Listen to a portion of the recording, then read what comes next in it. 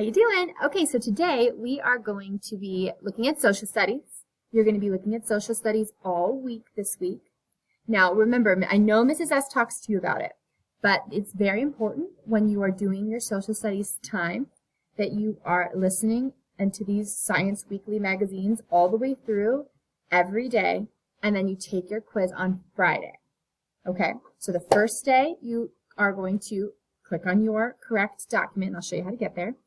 But I want you to listen to each of these articles all the way through each day. It should only take you about a minute. So you know me, I really like when you listen to things twice because it really helps you retain that information. So we're going to this article is all about transportation over time, because right now we're learning about how things change over the course of time. So we're looking at how transportation has changed from the past to the present, and maybe even into the future. Now, let's look at which one we're doing. So it should say week 31. So when you go to your, and I'm going to show you what it looks like. When you go to your Studies Weekly, so when you click on this button, you're going to log in. And let's look at this. You're going to log in. Come on, Miss Collins, click on the right button. And you're going to click on Social Studies.